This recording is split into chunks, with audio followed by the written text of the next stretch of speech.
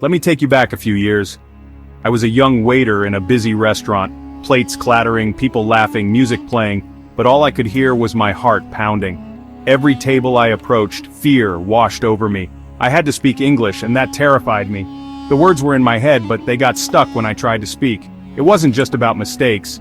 It was about the looks I got, the confusion, the impatience. My accent felt like a heavy coat I couldn't take off. I'd practice the specials in the back, but on the floor my words crumbled. I'd stutter, mix up words, and feel the shame burn my cheeks. I started avoiding conversation, relying on nods and smiles. But that wasn't who I wanted to be. I had thoughts, jokes, a personality locked away by fear. I was living life on mute, and the silence was deafening. I knew something had to change, or I'd be trapped in that fear forever. Every night felt like a test I was failing.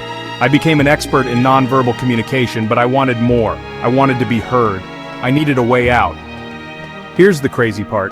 I could read and write English just fine. In my mind, I was a poet, but speaking was a different story. It felt like a broken wire between my brain and my mouth. The confidence I had on paper vanished when I spoke. I felt invisible, misunderstood, and started doubting myself everywhere. I avoided phone calls, stayed quiet with friends, and passed up opportunities. I was building my own prison, brick by brick. Even when I understood a joke, I couldn't join in. The fear wasn't just about language, it was about connecting with people. I was always on the outside, looking in. That night, I knew I couldn't live like that anymore. After a tough shift, I searched online for help. I'd tried classes and practice, but nothing worked, until I found a simple audio recording. It wasn't a lesson or grammar drill, just someone speaking English calmly and gently. The voice was peaceful, reassuring, and I just listened. For the first time, I wasn't translating or stressing. I let the language wash over me. The anxiety faded as I listened. That voice wasn't judging me, it was just there. I downloaded the audio and listened every day. On my way to work, washing dishes, before bed. I wasn't memorizing, just absorbing the rhythm and melody of English. My brain relaxed, and the fear started to melt away. This became my secret weapon. The audio was my private tutor, my confidence coach. It retrained my brain to hear English as something calming, not threatening. I was learning the music behind the words. That whisper became the key to unlocking my silent prison. The change was slow, but real. At work, a customer asked about the soup of the day. I took a breath and answered smoothly. No stutter, no fear. It was a small victory, but it felt huge. I kept listening to my audio and started experimenting with new phrases. First to myself, then to coworkers, then to customers. Each success added to my confidence. I described dishes with more detail, painted pictures with words. The fear still crept in, but now I had a tool to fight it. My accent became my signature, not a burden. I started making jokes, asking customers about their day, connecting.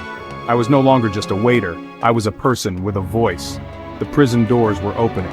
I was building my voice, one word at a time. Every conversation was a step forward. I was finally being heard. I was free. The ultimate test came a year later, my best friend's wedding. He asked me to be his best man, which meant giving a speech. The old me would have run, but the new me said yes. I was nervous, but it was excitement, not fear. On the big day, I stood up, took a deep breath, and remembered that calm voice. I spoke, told stories, made jokes, shared my heart. The words flowed in my voice with my accent. When I finished, the room erupted in applause.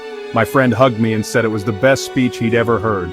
In that moment, I wasn't a struggling waiter. I was a confident speaker. The journey was long, but every step was worth it.